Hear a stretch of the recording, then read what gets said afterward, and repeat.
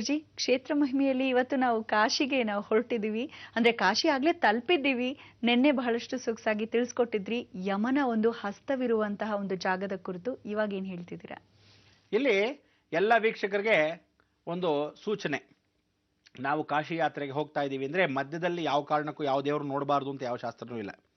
ಕಾಶಿ ಯಾತ್ರೆಯಲ್ಲಿ ಯಾವ್ದು ನಡೆಯುತ್ತೋ ಅಷ್ಟು ಮಟ್ಟಿಗೆ ನೋಡ್ತಕ್ಕಂಥ ಅವಕಾಶಗಳು. ಕೆಲವರಿಗೆ ಬೇಜಾರು ಅನ್ಸ್ಬೋದು, ಕೆಲವ್ರಿಗೆ ಏನಪ್ಪ ಎಲ್ಲೋ ಎಳ್ಕೊಂಡು ಹೋಗ್ತಾ ಇದ್ದಾರೆ ಅನ್ಸ್ಬೋದು. ಕಥೆನೇನು ಎಳ್ಕೊಂಡು ಹೋಗ್ತಾ ಇಲ್ಲ, ಇದು ನಿಜವಾದ ಜೀವನ. ಆದ್ದರಿಂದ ಇಂಥ ಒಂದು ಪರಿವರ್ತನೆ ಆಗಬೇಕು ಪ್ರತಿಯೊಬ್ಬ ಮನುಷ್ಯನಲ್ಲೂ ಅನ್ನೋತಕ್ಕಂಥ ವಿಚಾರಗಳನ್ನ ಮನವರಿಕೆ ಮಾಡಿಕೊಂಡಾಗ ಜೀವನದಲ್ಲಿ ಆಗತಕ್ಕಂಥ ಆಗು ಹೋಗುಗಳನ್ನ ನಾವೇ ಸರಿತಿದ್ದುಪಡಿಸ್ಕೋಬೋದು. ಯಾವತ್ತಾದರೂ ಬಂದ ಅವಕಾಶವನ್ನು ಬಿಡಬಾರ್ದು. ನೋಡಿ, ಯಾವತ್ತೂ ಯಾರ ಮೇಲೂ ಜಗಳ ಮಾಡಕ್ಕೆ ಹೋಗಬಾರ್ದು, ಆದರೆ ಬಂದ ಜಗಳನ ಬಿಡಬಾರ್ದು. ಇದನ್ನು ಇಟ್ಕೋಬೇಕು. ಅದಕ್ಕೋಸ್ಕರ ಜೀವನ ಪರ್ಯಂತ ಪ್ರತಿಯೊಬ್ಬ ಮನುಷ್ಯ ಸ್ವಾಭಿಮಾನದಿಂದ ಬದುಕಬೇಕು. ನಡ್ಕೊಂಡು ಹೋಗೋ ದಾರಿಯಲ್ಲಿ ಯಾವುದೇ ಒಂದು ಶಕ್ತಿ ಸಿಕ್ಕಿದ್ರೆ ಆ ಶಕ್ತಿಗಳನ್ನು ಸೇರಿಸ್ಕೊತಾ ಹೋಗಬೇಕು. ಯಾವುದೇ ಒಂದು ಜ್ಞಾನ ಸಿಕ್ಕಿದ್ರೆ ಅದನ್ನು ಅಭಿವೃದ್ಧಿ ಪಡಿಸ್ಕೊತಾ ಹೋಗಬೇಕು, ಕೇಂದ್ರ ಬಿಂದುವಾಗಿ ಮಾಡ್ಕೊತಾ ಹೋಗಬೇಕು. ಅದಕ್ಕೆ ಇವತ್ತು ಮೊಘಲ್ ಸರಾಯ್ಗೆ ಪ್ರತಿಪೂರ್ವಕವಾಗಿ ಬಂದ್ವಿ. ಕಾಶಿ ಯಾತ್ರೆಯಲ್ಲಿ ಕಾಶಿ ಕ್ಷೇತ್ರಕ್ಕೆ ಬಂದು ವಾರಣಾಸಿ ಅದಕ್ಕೆ ಬಂದು ಇಳಿಬೇಕು. ಈ ವಾರಣಾಸಿಗೆ ಇಳಿಯೋಕ್ಕೆ ಮೊದಲು ಮೊಘಲ್ ಸರಾಯ್ ಅಂತ ಹೇಳಿದ್ನಲ್ಲ, ಈ ಮೊಘಲ್ ಸರಾಯ್ ವಿಚಾರ ಹೇಳ್ತೀನಿ ಕೇಳಿ. ವರ್ಲ್ಡ್ಸ್ ಜಗತ್ತಲ್ಲಿ ಒಂದು ವರ್ಲ್ಡ್ ರೆಕಾರ್ಡ್ ಅನ್ನಲ್ವಾ, ಹಾಗೆ ವರ್ಲ್ಡ್ಸ್ ಬಿಗ್ಗೆಸ್ಟ್ ಪ್ಲಾಟ್ಫಾರ್ಮ್ ಇಂಡಿಯಾ. ಅಂದರೆ ಪ್ರಪಂಚದಲ್ಲೇ ಸಾಕಷ್ಟು ಪ್ಲಾಟ್ಫಾರ್ಮ್, ಅಂದರೆ 111 ಪ್ಲಾಟ್ಫಾರ್ಮ್ ಇಡೀ ಜಗತ್ತಲ್ಲಿ ಎಲ್ಲೂ ಇಲ್ಲ. ಪ್ರಪಂಚದಲ್ಲೇ 111 platform number 1, platform number 2 railway ಸ್ಟೇಷನಲ್ಲಿ ನೋಡ್ತೀರಾ, ಪ್ಲಾಟ್ಫಾರ್ಮ್ ನಂಬರ್ 3, ಪ್ಲಾಟ್ಫಾರ್ಮ್ ನಂಬರ್ 4 ಅಲ್ವಾ. ಹಾಗೆ 111 ಪ್ಲಾಟ್ಫಾರ್ಮ್ ಇಡೀ ಜಗತ್ತಲ್ಲಿ ಎಲ್ಲೂ ಇಲ್ಲ ಸ್ವಾಮಿ. ನಮ್ಮ ಭಾರತ ದೇಶದಲ್ಲೇ ಇರೋದಿದು. ಸಂತೋಷ ಪಡ್ರಿ. ಮೊಘಲ್ ಸರಾಯಲ್ಲಿ ಎಂಥ ವಿಶೇಷ ಅಂತೀರಾ. ಇಷ್ಟು ಪ್ಲಾಟ್ಫಾರ್ಮಲ್ಲಿ ಇನ್ನೊಂದು record, 10 platform, world's longest platform, ಅದು ನಮ್ಮ ಭಾರತ ದೇಶದೇ. ಇದೇ ಮೊಘಲ್ ಸರಾಯಲ್ಲಿ. ಜಾಸ್ತಿ ಏನಿಲ್ಲಪ್ಪ, 3 ಕಿಲೋಮೀಟರ್ ಅಷ್ಟೇ ಉದ್ದ ಇರೋದು ಪ್ಲಾಟ್ಫಾರ್ಮು. ನೋಡಿದ್ರೆ 10 ಪ್ಲಾಟ್ಫಾರ್ಮು 3 ಕಿಲೋಮೀಟರ್ ಅಷ್ಟು ಉದ್ದ ಇದೆ. ಅಂದರೆ ಎಷ್ಟು ದೊಡ್ಡ ಪ್ಲಾಟ್ಫಾರ್ಮ್ ಇರಬೇಕು ಜಗತ್ತಲ್ಲಿ. ಅಷ್ಟೂ ಜನ ಅಷ್ಟು ದೊಡ್ಡ ಟ್ರೈನ್ ಹತ್ಬೋದು ಅಂದರೆ ಎಷ್ಟು ಬೋಗಿಗಳು ಬೇಕು. ನೋಡಿದ್ರೆ 111 ಪ್ಲಾಟ್ಫಾರ್ಮ್, 1, 2, 3 ಪಕ್ಕದಲ್ಲಿ. ಎಷ್ಟು ಚೆನ್ನಾಗಿರುತ್ತೆ ನೋಡೋಕ್ಕೆ. ಸ್ವಲ್ಪನಾದ್ರೂ ಆಲೋಚನೆ ಮಾಡಿ. ನಿಜವಾಗ್ಲೂ ಇದೆಲ್ಲ ಭಾರತ ದೇಶದಲ್ಲಿ ಇದೆಯಾ ಅಂದರೆ ಸಂತೋಷ ಆಗಲ್ವೇನ್ರಿ? ನಿಜವಾಗ್ಲೂ ಎಷ್ಟೋ ಹೆಮ್ಮೆಯಾದ ವಿಚಾರಗಳು ನಮ್ಮ ಭಾರತ ದೇಶದಲ್ಲಿ ಅಡಗಿ ಹೋಗಿದೆ. ಆದರೂ ಸಹ ಜ್ಞಾಪಕ ಇಲ್ಲ, ನಮ್ಮ ಭಾರತ ದೇಶದ ಮೇಲೆ ಅಭಿಮಾನಿಗಳಿಲ್ಲ ಎಷ್ಟೋ ಜನಕ್ಕೆ. ಇದನ್ನೆಲ್ಲ ತಿಳ್ಕೋಬೇಕು. ಲೋಕಜ್ಞಾನ ಇಲ್ಲದೆ ಇದ್ರು ಕನಿಷ್ಠ ಪಕ್ಷ ನಮ್ಮಲ್ಲಿರ್ತಕ್ಕಂಥ ಕಾಮನ್ ಸೆನ್ಸ್ ಮುಖಾಂತರವಾಗಿ ಎಲ್ಲ ಜನರಲ್ ನಾಲೆಜನ್ನ ಥಿಂಕ್ ಮಾಡಿ ನಮ್ಮಲ್ಲೇ ಇಟ್ಕೋಬೇಕು. ಇಟ್ಕೊಂಡಾಗ ಜೀವನದಲ್ಲಿ ನೀವು ಒಂದು ಮುಂದುವರಕ್ಕೆ ಸಾಧ್ಯತೆ ಖಂಡಿತವಾಗ್ಲು. ಇಲ್ಲಿ ಮೊಘಲ್ ಸರಾಯಿಂದ ನಾವುಗಳು ಕಾಶಿ ವಾರಣಾಸಿಗೆ ಹೋಗಬೇಕಾದ್ರೆ ವರ್ಣ ಅಸಿ ಅನ್ನೋದನ್ನೇ ಕಾಶಿ ಅಂತ ಕರಿತೀವಿ. ಕಾಶಿ ಅಂದರೆ ಸಂಸ್ಕೃತದಲ್ಲಿ ಆ ಕಾಲದಲ್ಲಿ ಕಾಶಿ ಅಂದರು. ಇವತ್ತಿನ ದಿವಸ ವಾರಣಾಸಿ ಅಂತ ಹೇಳಿಬಿಡ್ತಾರೆ. ಈ ವಾರಣಾಸಿ ಅಲ್ಲ, ವರ್ಣ ಅಸಿ. ಅಸಿ ಅನ್ನೋ ಒಂದು ನದಿ, ವರ್ಣ ಅನ್ನೋ ನದಿ, ವರ್ಣ ಅಸಿ ಮಧ್ಯೆ ಕಾಶಿ. 2300 ಅಡಿ ಎತ್ತರದಲ್ಲಿ ಇದೆ ಕಾಶಿ. 2300 ಅಡಿ ಎತ್ತರದಲ್ಲಿ. ಅಂದರೆ ನೀರ್ಮಟ್ಟಿಗೆ ಮಹಾರಾಜರೇ ಕಾಶಿ ಮಹಾರಾಜರು ಅಂತ ಕರಿತಾ ಇದ್ರು. ಆ ಕಾಲದಲ್ಲಿ ಆ ಕಾಶಿ ಮಹಾರಾಜರು ಕಟ್ಟಿರ್ತಕ್ಕಂಥ ಊರೇ ಎಷ್ಟು ದೊಡ್ಡದು, 2300 ಅಡಿ ಎತ್ತರದಲ್ಲಿ. ಯಾಕೆ ಗೊತ್ತಾ ಕಟ್ಟಿದ್ರು? ಮುಂದಾಲೋಚನೆ. ಗಂಗೆ ಇಷ್ಟು ಜೋರ ಆಕಾರದಲ್ಲಿ ಬಂದರೆ, ಆ ಪ್ರವಾಹ ಬೀರಿದ್ರೆ ಅವಳು ಸಾಧಾರಣವಾಗಿದ್ದಾಗ ಗಂಗೆ ಎಷ್ಟಿರ್ತಾಳೆ ಗೊತ್ತಾ? 1200 ಫೀಟ್, 700 ಫೀಟ್, 1200 ಕೆಳಗೆ, 700 ಫೀಟಿಂದ ಹಿಡಿದು ಜಾಸ್ತಿ. ಅಂದರೆ ಸಾಧಾರಣವಾಗಿ ನೀವು ಬೆಳಗ್ಗೆ ಹೊತ್ತು ನಿಂತ್ಕೊಂಡ್ರೆ ಗಂಗೆ ಹತ್ರ ಕೂತ್ಕೊಂಡಿರಿ. ಗಂಗೆ ಹತ್ರ ಕಾಲಾಡಿಸ್ಕೊಂಡು ಕೂತಿರ್ತೀರ. ಒಂದು ಪುಟ್ಟ ಆಂಜನೇಯನ ದೇವಸ್ಥಾನ ನೋಡಿರ್ತೀರ. ಬೆಳಗ್ಗೆ ಹೊತ್ತು ಬೆಳಗ್ಗೆ ಕೂತಿದ್ದೀರ, ಗಂಗೆಯ ದಡದಲ್ಲಿ ಕೂತ್ಕೊಂಡು ಹೀಗೆ ಹಾಗೆ ನೋಡ್ತಾ ಇರ್ತೀರ. ಒಂದು ಪುಟ್ಟ ದೇವಸ್ಥಾನ ಕಾಣುತ್ತೆ.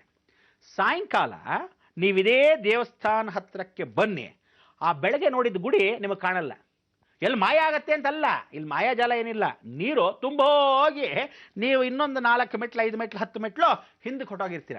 ಅಂದರೆ ಬೆಳಗ್ಗೆ ಕೆಳಗೆ ನಿಂತಿರ್ತೀರ 700 ಅಡಿಯಲ್ಲಿ, ಸಾಯಂಕಾಲ ಆಗ್ತಾ ಇನ್ನೊಂದು 100 ಅಡಿ ಮೇಲಕ್ಕೆ ಹೋಗಿ ನಿಂತ್ಕೊಂಡ್ಬಿಟ್ಟಿರ್ತೀರ.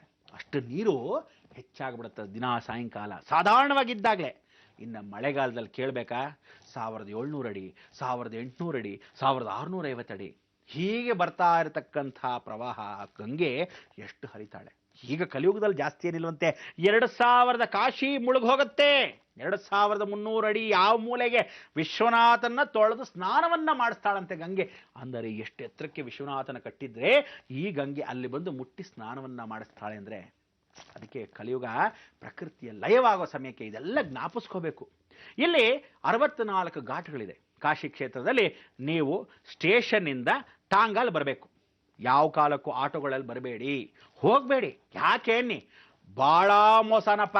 100 ರೂಪಾಯಿಗೆ 500 ರೂಪಾಯಿ ಇಸ್ಕೊಂತಾನೆ. ಅವನೇನು ಹೇಳ್ತಾನೆ ಗೊತ್ತಾ, ಇಲ್ಲಿರೋದೇ ಹೀಗ್ರಿ, ₹100 ಅಂತ ತೋರಿಸಿದ್ರೆ ₹500 ಕೊಡಬೇಕು ಅಂತಾನೆ, ಜಗಳ ನಿಂತ್ಕೊಂಡ್ಬಿಡ್ತಾನೆ. ಯಾಕೆ ಬೇಕು? ನೀವು ಅಯ್ಯೋ ಅನ್ನಂಗಿಲ್ಲ. ಯಾಕೇನಿ? ಕೆಲವರು ನಪುಂಸಕರೇ ಆಟೋ ಓಡಿಸೋರು ಜಾಸ್ತಿ ಜನ ಇಲ್ಲಿ. ಇಲ್ಲದೆ ಇದ್ರೆ ಇನ್ನೊಂದಷ್ಟು ಜನ ಅರ್ಧಂಬರ್ಧ ಕೊಲೆ ದೊರಡೆ ಮಾಡಿರ್ತಕ್ಕಂಥವ್ರೆ ಆಟೋ ಓಡಿಸೋರು. ಭಾಳ ಜನ ಪಾನ್ ಬಿಡಾಗ ದರ್ದ ಹಾಕೊಂಡು ಹೋ ಅಂತ ಇರೋರೇ ಜನಗಳು. ದಯವಿಟ್ಟು ಹೇಳ್ತೀನಿ, ಟಾಂಗಾಲ್ ಹೋಗಿ. ಯಾಕೆಂದರೆ ಟಾಂಗಾಲ್ ಆದರೆ ಅವಾಗ ನಾನು ಹೋಗ್ಬೋದಾಗಿತ್ತು, ಟಾಂಗಾಲ್ ಹೋಗೋ ಕಾಲ ಈಗ ನಡುವೆ. ಯಾವ್ದಾರ ಬಸ್ ಇದೆ ಸಾಧಾರಣ ಹೋಗಿ, ಇಲ್ಲಿ ಟಾಂಗಾ ನಾನು ಕೂತ್ಕೊಂಡೆ ಅಂತ ಇಟ್ಕೊಳ್ಳಿ, ಕುದುರೆ ಮೇಲೆ ಕೊಂಡ್ಬಿಡುತ್ತೆ, ಏನಂತೀರಾ? ಅದಕ್ಕೋಸ್ಕರ ಟಾಂಗಾನಲ್ಲಿ ನಿಮ್ಮಂಥವರೆಲ್ಲ ಯಾರು ಹೋಗಬೇಕಾದ್ರೆ ಸಂತೋಷಪಟ್ಟು ಆ ಟಾಂಗಾಲ್ ಹಾಗೆ ಹೋಗಬೇಕು. ಇಲ್ಲಿ ಆಟೋಗಳನ್ನು ದಯವಿಟ್ಟು ಉಪಯೋಗಿಸ್ಕೊಳ್ಳೇಬೇಡಿ. ಅಕಸ್ಮಾತ್ ಮೋಟಾರ್ ಅಂತಿರ್ತಾರೆ, ಮೋಟಾರ್ ಅಂತ ಕರೀತಾರೆ. ಈ ಮೋಟಾರ್ ಅಂದರೆ ಏನು ಅಂದರೆ ಒಂದು 20 ಜನ ಕೂತ್ಕೊಳ್ಳೋಂಥ ಆಟೋ. ಅಂಥ ಆಟೋಗಳಲ್ಲಿ ಬೇಕಾದ್ರೆ ಹೋಗಿ. ಸುಮಾರು ಜಾಸ್ತಿ ಜನ ಹೋದರೆ ಆ ಮೋಟಾರ್ ಕಾರ್ ಅಂತ ಕರೀತಾರೆ. ಲೇ ಮೋಟಾರ್ ಅಂತಾರೆ, ಇದರಾವು ಅಂತಾರೆ. ಆಗ ಅಂಥ ಮೋಟರ್ಗಳಲ್ಲಿ ಹೋಗ್ಬೋದು. ನೀವು ಹೋಗಬೇಕಾದ್ರೆ ಡೈರೆಕ್ಟು ಎಲ್ಲಿ ಹೋಗಬೇಕು? ಹನುಮಾನ್ ಘಾಟ್ಗೆ ಹೋಗಿ ಇಳ್ಕೊಳ್ಳಿ. ಬೇರೆ ಕಡೆ ಎಲ್ಲಾದರೂ ಇಳ್ಕೊಂಡ್ರಿ ನಿಮಗೆ ಇಳ್ಕೊಳ್ಳೋ ಸ್ಥಳಗಳು ಸರಿಯಾಗಿ ಗೊತ್ತಾಗಲ್ಲ. ಗಲೀಜುಗಳು, ಗಬ್ಬುಗಳು, ಯಾವ್ಯಾವುದೋ ಕೊಠಡಿಗಳು, ಯಾವುದೋ ಮನೆಗಳು. ಆ ಮನೆಗಳಲ್ಲಿ ನಿಮಗೆ ಖಂಡಿತವಾಗ್ಲೂ ಸಣ್ಣಗಿರೋನು ಕೂಡ ಈ ಕಡೆ ಆ ಕಡೆ ತಿರ್ಗಕ್ಕಾಗಲ್ಲಪ್ಪ, ಅಂಥ ಮನೆಗಳು. ಸೊ ಇದೆಲ್ಲ ಕಾಶಿಯ ಒಂದು ಅನುಭವಗಳನ್ನು ನಿಮಗೆ ವಿಚಾರಪೂರ್ವಕವಾಗಿ ಯಾಕೆ ಹೇಳ್ತಾ ಇದ್ದೀನಿ ಅಂದರೆ, ಪಾಪ ರಾಮೇಶ್ವರದಿಂದ ಕಾಶಿಗೆ ಹೋಗ್ತಾ ಇದೆ ಗುರುಗಳೇ, ಅದನ್ನು ಸ್ವಲ್ಪ ಹೇಳಬಾರ್ದಾ ಅಂತ ಆವತ್ತಿನ ದಿವಸ ಯಾರಾದರೂ ಪತ್ರ ಬತ್ತು ಕಳಿಸ್ತೀರ. ಅದಕ್ಕೆ ಮುಂದಾಲೋಚನೆ ನಾನೇ ಮಾಡ್ಕೊಂಡ್ಬಿಟ್ಟಿದ್ದೀನಿ. ನಿಮಗೆಲ್ಲ ವಿಚಾರ ಸ್ಪಷ್ಟೀಕರಣ ಪಡಿಸಿದ್ರೆ ನಿಮಗೂ ಸಂತೋಷ, ಆನಂದ. ಹೇಳ್ತಕ್ಕಂಥ ಸೂಚನೆಗಳು ಎಷ್ಟು ಮಟ್ಟಿಗೆ ಆಗುತ್ತೋ ಅದನ್ನು ವಿಚಾರಿಸಿ ತಿಳಿಸ್ತೀನಿ. ಯಾಕೆಂದರೆ ನಾನಲ್ಲಿ ಸಾಧಾರಣ ಏನಿರಲಿಲ್ಲ, ಜಾಸ್ತಿ 3 ವರ್ಷ ಇದ್ನಲ್ಲ.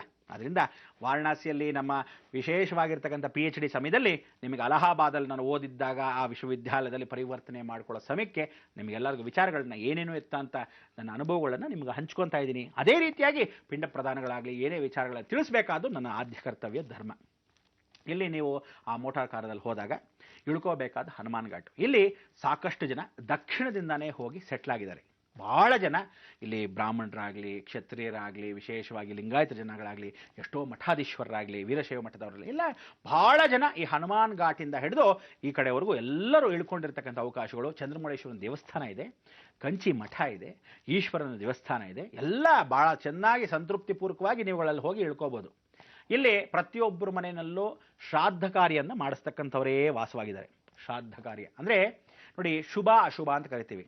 ಎಲ್ಲರೂ ಪ್ರೇತ ಸಂಸ್ಕಾರಗಳನ್ನು ಮಾಡಿಸೋರು ಶುಭ ಕಾರ್ಯಗಳಿಗೆ ಬರಲ್ಲ, ಶುಭ ಕಾರ್ಯ ಮಾಡಿಸೋರು ಪ್ರೇತ ಕಾರ್ಯಗಳು ಬರಲ್ಲ. ಯಾಕಂದರೆ ನೋಡಿ ಏನಾಗುತ್ತೆ, ಒಂದೊಂದು ಸಮಯ ಅಕಸ್ಮಾತ್ ಇವನು ತಿಥಿ ಮಾಡ್ತಾ ಇರ್ತಾನೆ ಅಂತ ಇಟ್ಕೊಳ್ಳಿ, ಯಾರ್ದೋ ಪಾಪ ಪಿಂಡ ಇಡ್ತಾ ಇರ್ತಾನೆ.